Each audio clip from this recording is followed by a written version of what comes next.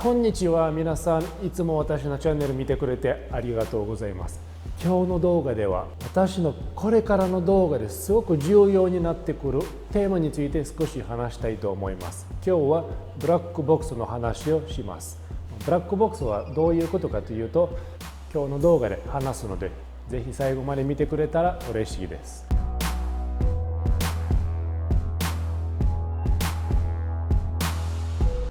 OK。ブラックボックスはどういうことかというと、特にストロボを使っている時には私にとってすごく重要な条件です。ブラックボックスで、ブラックボックスには2つの種類があります。で、まずブラックボックスは何かというと、ブラックボックスというのはストロボが当たるところにもしストロボが光らなかったら、そのストロボが当たるところが真っ暗に映ることをブラックボックスと言います。で、なんで真っ暗にならないといけないかというと、ストロボが当たるところをもしストロボがなくてストロボが光らなかったら真っ暗になってるっていうことは、そこにはもう他の光は影響してないってこと。ある意味他の言い訳をなくしていること。もしストロボで当たるところが何かうまく映ってなかったりとかは全部もう自分のせい、自分のライティングのせい。ある意味言い訳をなくしている。もちろん全ての撮影でブラックボックスを作れるかといえば、もちろんそうでもないけど、ブラックボックスを作ることによってストロボが実際に当たってほしいところに当たると、完全に自分でそのライティングを作ることができます。余計な光が影響せずに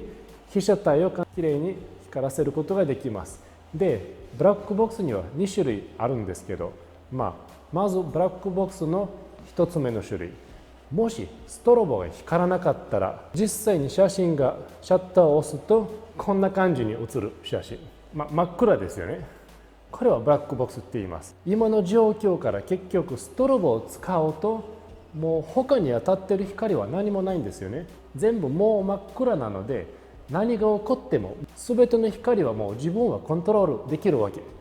この状況をブラックボックスと言います。で、今のブラックボックス状態で結局ストロボを光らせるとこういうことになるんですね。結局他の光をなくして実際に被写体だけに当たる光を大事にする。そしてもしこの光は被写体だけじゃなくてもちろん背景にも当たるし、そしてどれだけ背景に当たってほしいかっていうことももちろん自分でコントロールすることもできるし、自分で被写体の影はどういうふうに背景の方に映るかも自分でコントロールすることはできます。でもこうなると結局何が起こっても自分のせい。自分がこの光を完全に作ることはできます。他の光は何も影響してないです。で、こういう時になんでブラックボックスを作らないといけないのかというと、特にスタジオとかで撮影している時ですね。スタジオで撮影している時には実際にスタジオにある光がありますよね。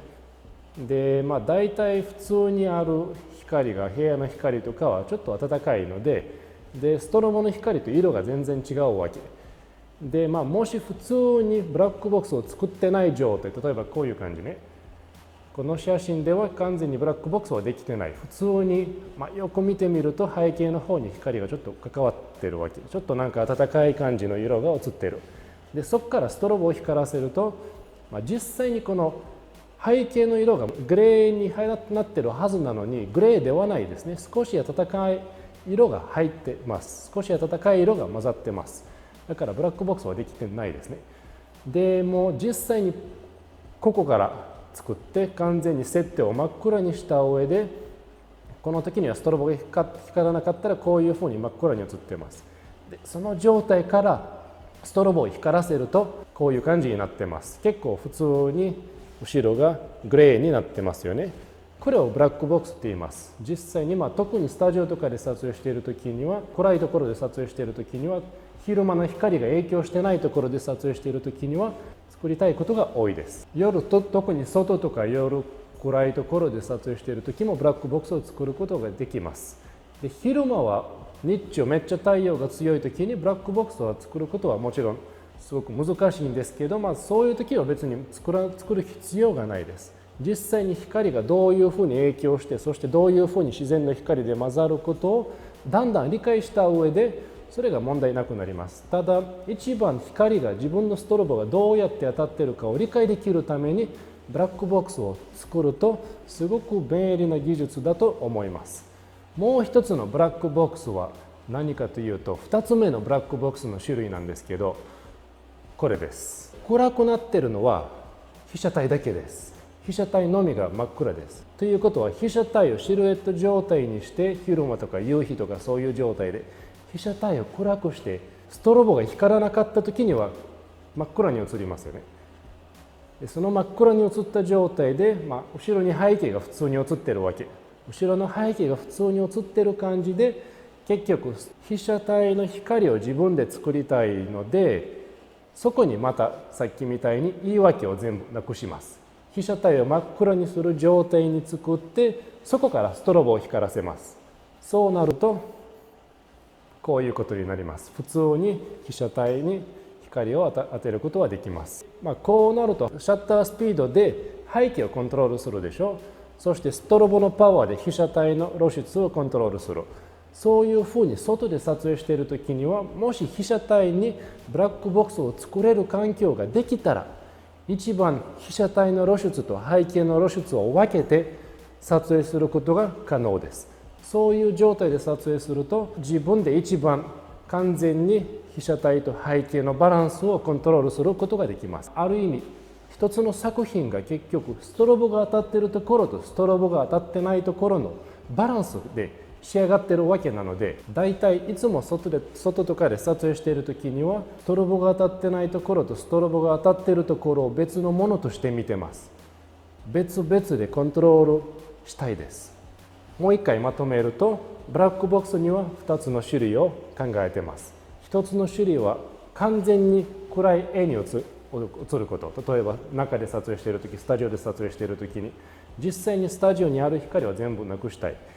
完全に自分のライティングで絵を作りたいですから。でもう一つのブラックボックスの種類が、例えば外とか夕日で撮影している時には完全に日中の光を被写体からなくすこと。被写体を真っ暗な状態にして、真っ暗に近い状態にして、そしてそこからゼロな真っ暗な状態でストロボで描く、被写体の方に描くこと。それをブラックボックスって言います。特にまた別の動画で作るんですけど、カラーシフトとかしている時にホワイト、そしてストロボに普通にカラーフィルターを使っている時には、まずブラックボックスを作らないと無理に近いです。ブラックボックスを作らないと、ストロボに色がついてますよね。ストロボについている色と自然についている色が全然違うわけ。そんな違う色が被写体の方に混ざるとちゃんとした色になるわけがないです。ちゃんと色がおかしくなるので、必ずカラーフィルターを使っている時にはブラックボックスを作った状態で、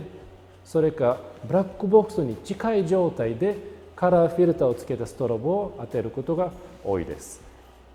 OK。今日の動画はブラックボックスの話でした。これからの動画でブラックボックス